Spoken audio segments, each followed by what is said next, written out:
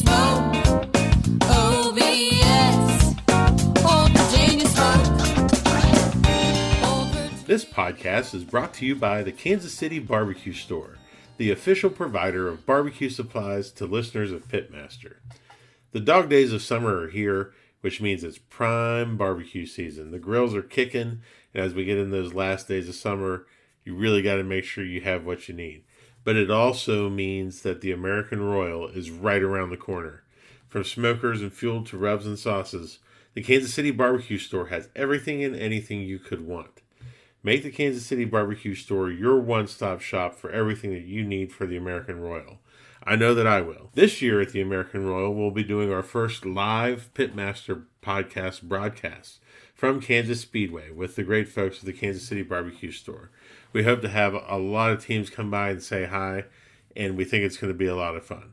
So as a listener of the Old Virginia Smoke Pitmaster podcast, you can get 10% off of your order this American Royal season by using the code PITPOD, PITPOD, and for online orders at www.thekansascitybarbecuestore.com. Welcome to this episode of Pitmaster, an Old Virginia Smoke podcast. My name is Luke Darnell, and I'll be your host for this evening. And this evening, we have a very, very special guest who's been on the podcast before, but now he's here in a different role. So please join me in welcoming the CEO of KCBS, Mr. Rod Gray. How are you, bud? Oh, I'm good. I'm not comfortable with that title, but You're not used to it great. yet, or not comfortable with it? Some of both. I don't want to be a CEO. I just want to do good things. So that leads me to... I had the option to put it on my card or leave it off my card, and I did put it on my card because I thought maybe someone who doesn't know me as being associated with KCBS, it might be important. But to the people I know, I'm not a CEO. They know I'm not a CEO. I'm just a worker bee. Well, that is a fantastic attitude. But it also, Kim and I were talking about this interview earlier when we were having dinner. And I was like, what do I... She's like, you need to go into Rod's background in case people are listening and they don't know who Rod Gray is. And I'm like, who would that be in barbecue? But, it's not a bad thing to touch on. You were a competition cook for a lot of years. You've been on television several times. You've won more contests than most people will ever cook. And now you are running the association that all of us belong to that cook contests. And my number one question would be, why? Yeah, that's the $1 million question. I've probably my most asked question from folks that I said I thought I might want to throw my hat in the ring, and from folks that knew I had thrown my hat in the ring. And I don't think people like my answer because it's a pretty obvious answer. I did this for 20 years. Started in 2001, cooking with some other people, and then really it took off in 02 and then 03, and so 20 years of it. And the only not the only organization I ever cooked for, but 98% of the contests I cooked were KCBS. And what I loved about them is when I left home here in Kansas City and drove to wherever I drove to, Lakeland, Florida, Michigan, New York City, Philly, anywhere I went, anywhere, the rules were the same, and I knew it before I left. And that's compliments of KCBS. So I don't think they think this is not a genuine answer, but KCBS did a lot for my barbecue career. Maybe not directly, maybe they didn't have their hand firmly in the center of my back, but they did. The organization, without the organization, I think competition barbecue might be in some sort of state of chaos, but we provide some stability to competition barbecue. Absolutely. So the point is, I feel like I'm giving back. I'm older. I'm hopefully wiser. I don't know. I'm hopefully wiser. I might have to take a test. I got a phone call about 3 years ago, and a voice said, can you recommend anybody for, you have anybody in mind for the job at KCBS? And I just gut reaction said no. I didn't know if it was a roundabout way of asking for, Mm-hmm. if I was interested, but I just said no. And then I drove home from that doubleheader and I thought, you know what? I could do that job. I really could do that job. And I got home and I cleaned up and I rested up. And about Thursday of that next week, I reached out and they were already in talks. Mm-hmm. And I thought, that's fine.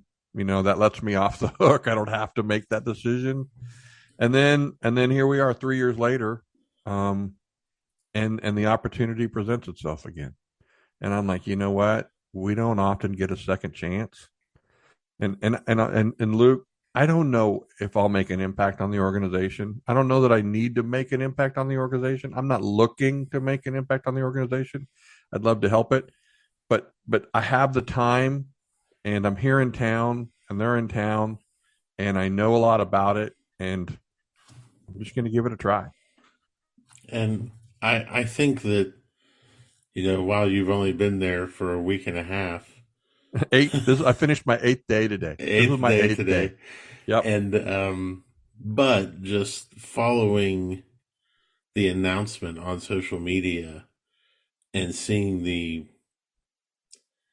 I think joy is maybe too strong of a word, but maybe the optimism and just the good tidings that I think a lot of the barbecue community have towards you being in this position, I think has already kind of changed the tenor of things a little bit, which I think is a really good thing. One of the most humbling things I saw posted were a couple people saying, this is a reason for me to renew my membership. That is completely humbling. I think they may be giving me a little more credit than I'm due right now. Maybe in a couple years. We need the membership, honestly. It's now $45 a year, and I mean that's a mediocre meal out these days. But we need the membership, and I'd love to see people rejoin. I want them to do it for the right reason. Hey, if it's to support me, that's awesome. That's not the goal, obviously, but except I'll call out one of your competitors who was picking on KCBS, and I found out he wasn't even a member. So I asked him to be my first lifetime member recruit. He declined, but I'm still waiting, hoping he will. Yeah, I have strong feelings on these things. I was an association professional for 25 years, Yeah, yeah. and I was primarily focused on the membership aspect of the associations that I worked for. So my whole spiel during those times was, okay, you're in this business and you're in this industry, and whether you join this association or not, you're benefiting from it. Mm-hmm. So wouldn't Mm-hmm. you like to be a part of it? And that's kind of the way that I view. I couldn't, in good conscience, ever cook a KCBS contest without being a member. And that's just, I think you support the organization. And as you stated earlier, KCBS provided the framework for a lot of our success, all of our successes. And there's something to be said for that. And I think that the mood around you being put in this position is very good. And I'm very excited to see what you do with it. Well, I thank you. I'm humbled. It's interesting to see some of those comments, and I'll do the best I can. I'm not making a lot of promises. Wow. So there's a lot of questions that I normally ask on this, but now I want to kind of transition them into how to, you know, one of the questions I asked, how has your professional life prepared you to be a pit master on the competition trail? Great But, question. That's a great right, question. right. How has your professional life prepared you for this role? Okay, so I don't know if people know my background, but I went to school for business administration and marketing. I stuck around, taking some extra courses every semester and sticking around one extra semester. I was able to get 2 bachelor's degrees, one in business administration and a separate one in marketing, with a communication minor. Smaller school, not a D1 school, Emporia State in Kansas. Mm-hmm. And I had goals. They were misguided goals. I wanted to have a job before I left school. Mm-hmm. So you do those on-campus interviews, and I got a job with a major insurance carrier, and they brought me to Kansas City, and I did that for a while. And honestly, I had a great supervisor, but he called me in one day and said, Rod, we think you're a great candidate for management, but if all things were equal, you're a little overweight, and they'll probably pick the other person. And I didn't even consider it discrimination. I just said, I'm out. I'm done. And I was only there for 2 years. And then I went to work as a contractor, and I was a contractor for 25 years, specializing in insurance restoration, 10 of which I owned my own company that had as many as 23 employees. Mm-hmm. So I have the administration background. KCBS is a big organization on the surface, but it's really a small operation. It's 4 full-time employees, 5 if you count me. So it's not a lot different than the construction business I owned. I got bored and frustrated with the construction business and picked up golf. Took 4 hours to play, and that was too long for me. So I picked up barbecue, which was not 4 hours, but 2 days. And I got so infatuated with barbecue that honestly, I let my business slip some. I was tired of it. It was burning me out. And so I closed it in 2006 and became a full-time barbecue guy in 2007, full-time. So that's my background. My college training was for this kind of role. My business background, while different, gave me a lot of things. I hired and fired employees, and we did our own HR and our own benefits, and we did a lot of stuff that luckily this organization actually does to subs, which is awesome. It takes the load off of us. And honestly, if you look at the job description they put out when they were looking for people, it looked like I'd been training for this for 20 some years, for 30 some years, whatever. So that's all I can say is that. Yeah. Well, and we're as an organization and as a member, we're lucky to have you. And let's reserve that judgment until a little further into this process. 8 days is not enough. 8 days, and I haven't sent you flowers. That's a record, by the way. Well, okay, so 8 days and no one has sent me flowers. So that's some kind of record, I think. I don't know. I didn't want to freak you out your first week. That would have been hilarious, because I don't know what the ladies in the office would have thought. That would have been so funny. That would have been funny. Well, don't think that it won't happen. I'm not asking for that. I'm not. Oh, no. Now you've taken the edge off. Now it won't be as funny, because at first I would probably be like, what the is this? And then I'd be laughing later. But yeah. Yeah, it was we had a conversation about it, and Kim was like, don't mess with him his first week. No, that's good. That's good natured. That's, if you'd have sent somebody dressed like a police officer that took all the stuff off, that would have been a bad deal. Not good. But flowers would have been funny. This podcast is brought to you by BarbecueData.com. BarbecueData.com is your one-stop shop for all of your barbecue competition data. Historical data, calls, wins, placements, everything under one roof. It's a great way not only to track yourself in the standings, but also to track how you improve your scores from year to year. Listeners of this podcast can receive 20% off of a new subscription to BarbecueData.com with the code PITPOD. That's one word, all capital letters, PITPOD, PITPOD. So check your team scores, check on others, and do it all on BarbecueData.com. Don't do it. It's too late. It's the cat's too late out of the now. bag, man. You can't do it now. I let it go. I know. You have to come up with something different. Cookie bouquet. No, don't do that either. Fruit. Steve Farron one time sent me Sherry and I, a fruit bouquet where they cut all the fruit. The edible arrangement. That's it. Yeah. When it was new. I'd never seen one when he sent it. Yeah. It's I've sent those before, but my favorite thing is to send roses to dudes at work, and then they get it from another dude, and nobody knows what to do. That's so Oh, that's amazing. funny. Yeah. So 8 days in, you obviously are still, getting your feet and everything.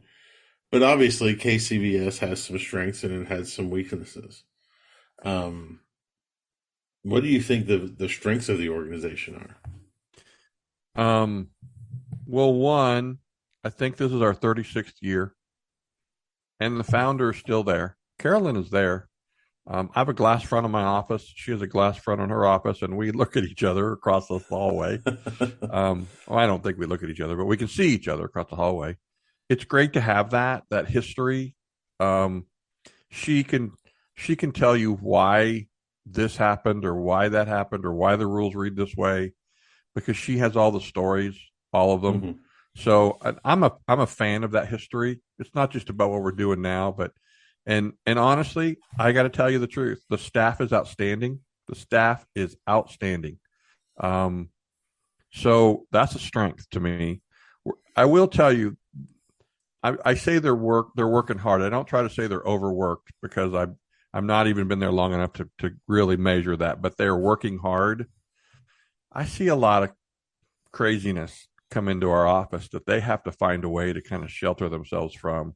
I saw an email last night where a backyard guy was complaining that he had a blank comment card, but he got a 6 in taste in ribs, and he asked if he should use his powers of ESP to determine what that judge was thinking when he gave him that six.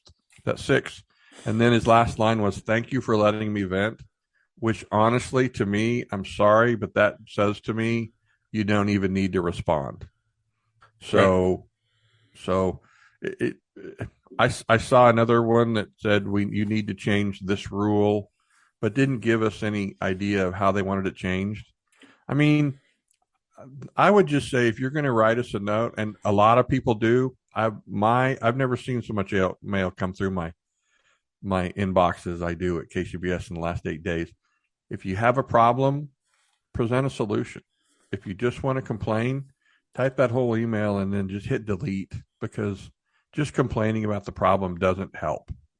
And if you're not going to help, why tie us up with that? And Right. that sounds negative already. I don't mean it's negative. I No, just it think doesn't people sound don't. negative. No, because unfortunately we're in that culture right now where people feel it makes them feel better to fire that email.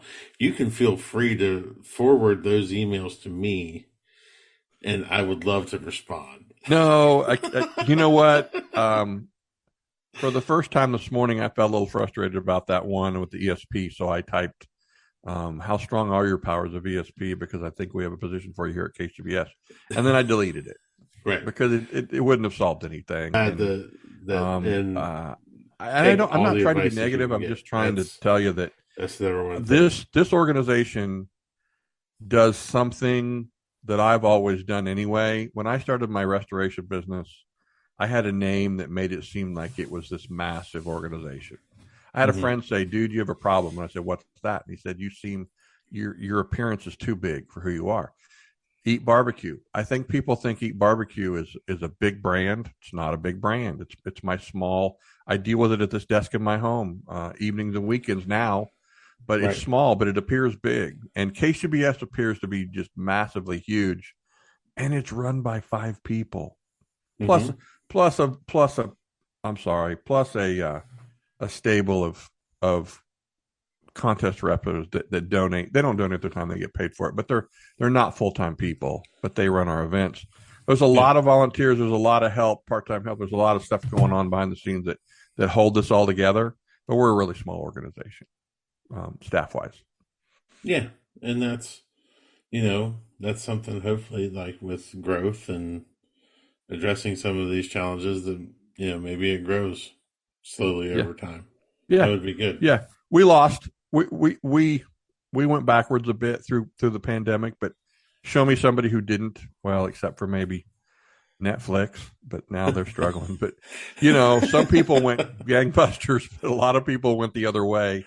and we went the other way. And then honestly, I totally get that fuel prices and meat prices have people scratching their head and saying, well, I can be comfortable at home this weekend, or I can drop some serious change and go cook a barbecue contest. I think I'm just going to be comfortable at home because mentally it's easier.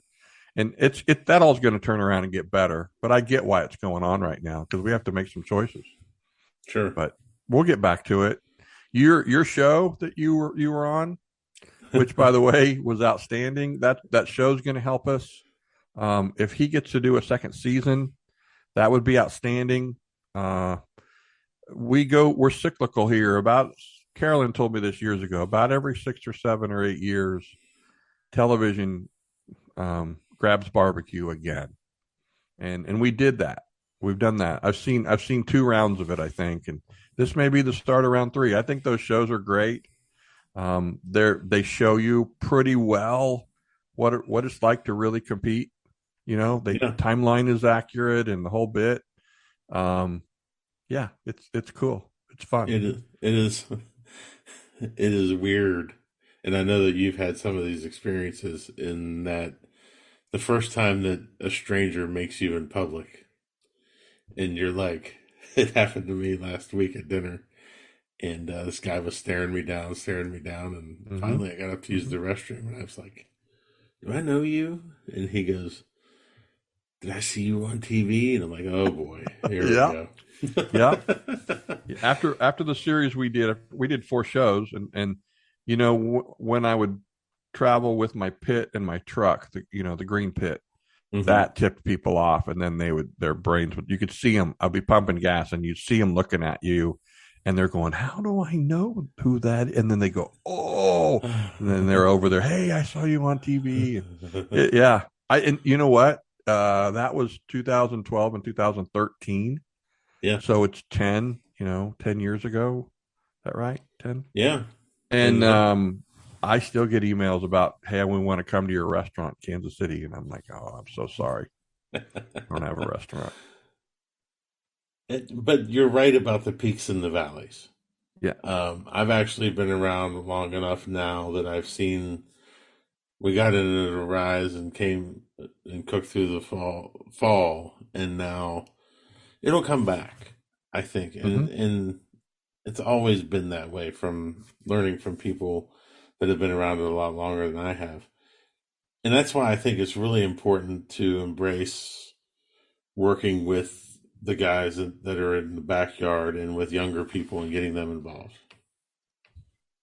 I don't mean to interrupt you, but you hit on something that's very important. Our membership is aging out, Hmm. and we need to do more to get some folks involved. Not my idea, but I love the one meat contests for that purpose. Uh, I think we can do some good there. I'd love to see something maybe at a high school level. I don't. That'd be a little tough to pull off with liability and live fire or things like that. But we need to get the youth. We need to get some younger folks involved. And the kids queue, that's awesome, but that's maybe a little bit young. So Hmm. I'm totally with you there. I think that's our future for doing this. I think one meets are our future for doing this. I think shorter things we could administer in part of a day. Hmm. Um, I think that's important. I do. Absolutely. Yep. It's all about spreading the knowledge. And I hope that you're right. I hope the show provides a little bump to everything, and I think it will. I hope they do another season. I really think that just the feedback I got back from normal people, not barbecue people, that were like, "Wow, this is so interesting." Hopefully Yeah. that moves the needle a little bit. That's you've touched on something. That's the thing is that people who don't cook and compete still enjoy that show. They enjoy those. They enjoy barbecue shows. It's relatable. We're relatable people anyway. But then they see you cooking barbecue, and no, they don't have your jambo, but but they have something they cook on, and it's interesting. It's not another celebrity.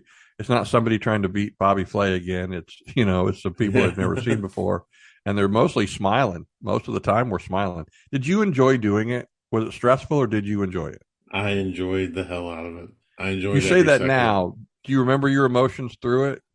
Yes, absolutely. Okay. Um, Couldn't have been more excited for it. Was stressing out before they got there. Mm-hmm. Mm-hmm. Convinced myself that they weren't coming. I mean, I went that far. Like, and I bet you're fun at parties.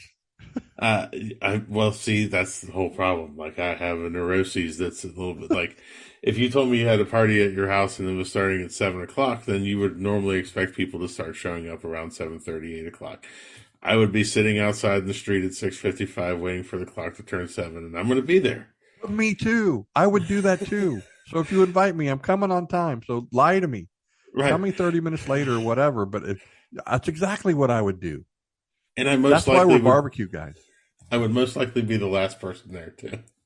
I can't say that. I can't say that part. But I can say I would be there at 6:55 waiting for my watch to click 7 so I can get out of my vehicle and get there. But It's when we did the shows, to be honest with you, I didn't enjoy it because I was laser focused on trying to actually execute everything. In the end, I can say I did. You know, we got lucky. I could say I did, but during the process, it was stressful. the production crew and Chef Simon were so good about making sure that they didn't interfere with what we were doing or asking us to do stuff over and over again. Oh, that's awesome. That's not how it went for us. They told us in the beginning, they're like, we are not going to do that. We're not going to disrupt your cook. You know, we want this to be as seamless as possible. We just want you to talk through what you're doing, which actually made it a better cook Mm-hmm. because I actually had to explain what I was doing. And even a couple of times, Kim and I both looked at each other and were like, well, shit, I haven't done that in 4 contests because I forgot about it. And here I am talking about it. And maybe we should do that this time, you know? So it was a lot of fun, but it's those kind of shows. You're right, that gives exposure to the category as a whole. Yeah. So And Michael Simon, Chef Michael Simon is a very he's a likable person. You can identify with him. He smiles and laughs and seems pretty normal. They put some funny glasses on him, some funny eyewear, and I love eyewear, you know. But other than that, he's just a relatable person. that's so funny that you said he has funny eyewear because I was like, he walked in with his blue glasses on, and I went, oh, my friend Rod wears glasses like that. I actually had that color blue, but the only time I wore them was to a Royals home opener, and then I just couldn't. They're just too blue for me. So I had them sandblasted and powder coated, and now they're flat black, and they're cool now. But they were cool when they were blue, but I can't. It's not me. I just ordered a pair of blue glasses.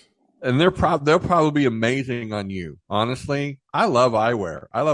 And there's a store I go to where for a while a couple of the employees, like, their goal was to probably bet each other who could sell the craziest pair of frames, regardless of if it was, you know, detrimental or good for the customer. Those folks are gone from my store, but I used to see some crazy stuff, and they used to put it on us, Sherry and I too. But I bid on a few things that were mediocrely crazy, but there's some crazy stuff. So I could see you in some crazy stuff. You could pull it off. We'll see. I forgot them this weekend and I was lost. It was a terrible 3 days without them. And Do you have the new blue ones? no, they should be here this week, so I'm pretty Okay. excited. So you forgot your Oakleys that you're wearing? No, these are my dragons, and yeah, I forgot these here, and I was in West Virginia for 3 days and couldn't read anything, and Sucks to get old, man. It sucks tried to to get old. play golf, couldn't do that either. So you have some big stuff coming up here in the fall. Some major barbecue events. You've got No joke, the right? Royal. You've Yep. got the Kansas City Barbecue Society World Championship. Yeah, the World Invitational. And Absolutely, sandwiched in between those are the Jack. absolutely. Uh-huh. So you're going to be at all three. I'm going to be at all three. That's the plan. Excellent, It is. excellent. What's your first 6 months look like? Well, so first 30 days do no harm. I'm reading a lot. I'm getting caught up on things. there's a lot of administrative tasks that this role has that I need to catch on about, specific to KCBS. I did my first payroll on Tuesday, so there's the stuff you would expect someone in this role to do, but there's a lot of things, and I've talked to a lot of people, lots of meetings, but first 6 months, I mean, that gets us through the busy season and gets us into the probably February. So I do want to work on the business and not just work in the business. Mm-hmm. One thing that people talk about, and they say a lot, and I've dumbed it down to one word, and that's consistency.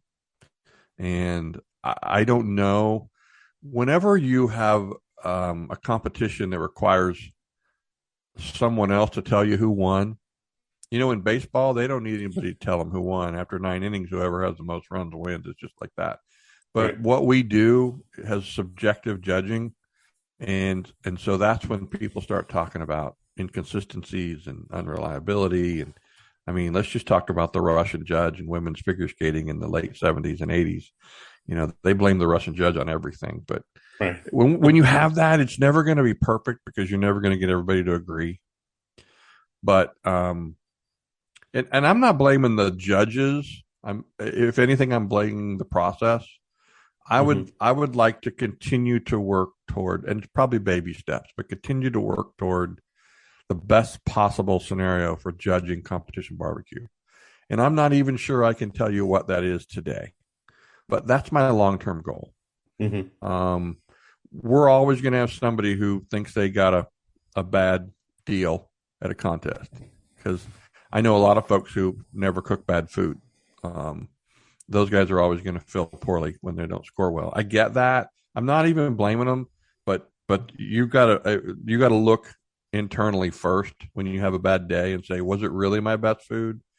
Did I really put my best foot forward? Mm-hmm. And maybe you really did. I had plenty of days where I did that in competition barbecue and I didn't score. And then I had plenty of days where I didn't do that and I did score. We forget about those times. Right. Sherry and I had a contest in Osage City, Kansas, probably 05, 06. And when we finished turning in, we said we were so embarrassed with our 4 categories, we were done with competition barbecue. We won that contest. It didn't make me feel great, but it really helped me start to understand that your best day at your pit doesn't turn out to be your best day in the competition, in the judging area, and the other way is true as well. And it's just part of it. That's great I mean, we're all guilty of that. I know I am. Yeah. Everybody is. Yeah. Everybody is.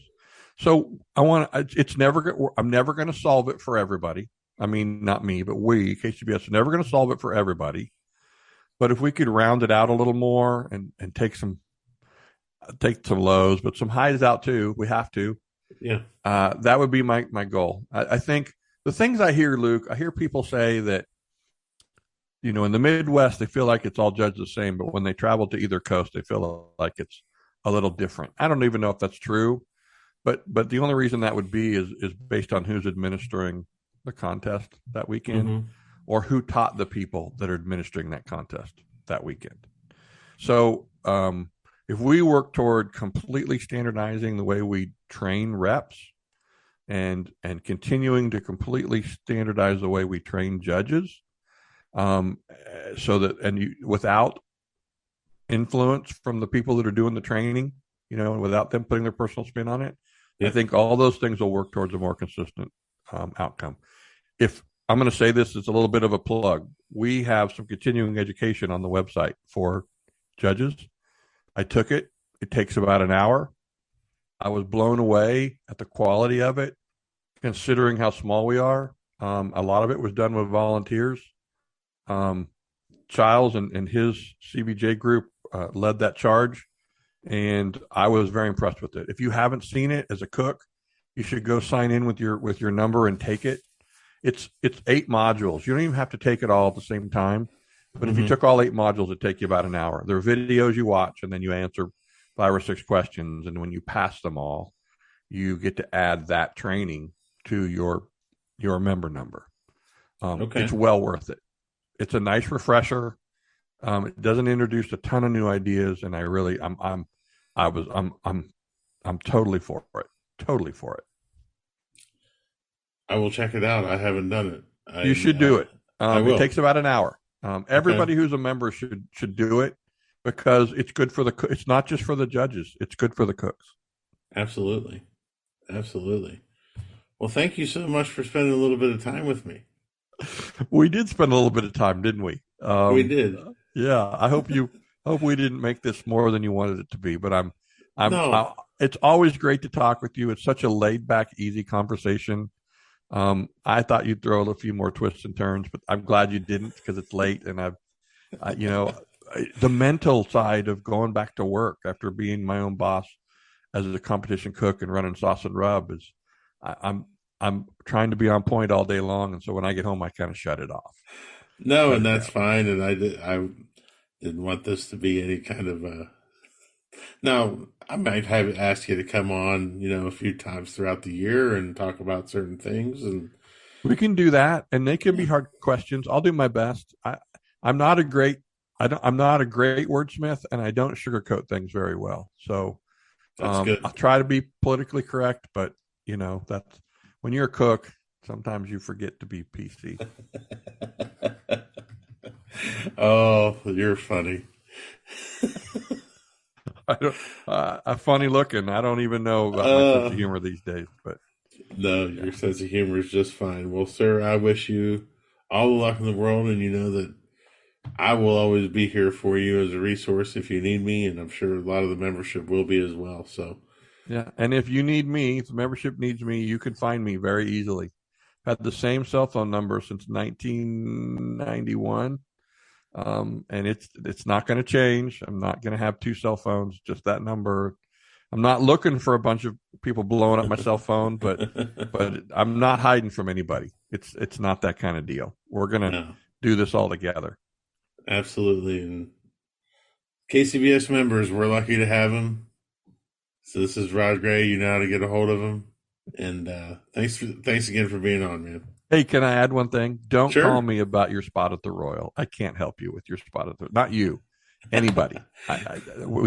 All we do is run the contest. We don't do the space assignments. I can't. That's funny. You did help me with my spot at the Royal a long time ago. But that was when I was volunteering at the Royal on the barbecue committee, the competition committee. I know.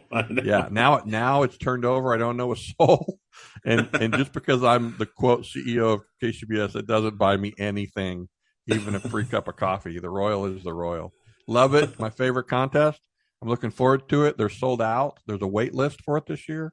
Oh, wow. That's great. Yeah. First time since all the moving around. And they're jam packed. So expect an exciting American Royal this year. That's awesome. I can't wait. We'll see. Thank you very much, Luke. It's great to see you. It's great to be on. I always enjoy being on your show. Thanks a lot, Rod. Thank you for listening to Pitmaster, an Old Virginia Smoke podcast.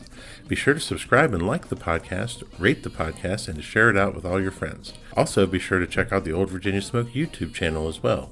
Tune in next week for another great episode of Pitmaster. For companies interested in advertising, please contact Old Virginia Smoke directly via www.oldvirginiasmoke.com. Pitmaster, an Old Virginia Smoke podcast, is edited by Chris Sedenka. Pitmaster, an Old Virginia Smoke podcast, is a property of Old Virginia Smoke, LLC. All rights reserved. Copyright 2022. Old Virginia Smoke.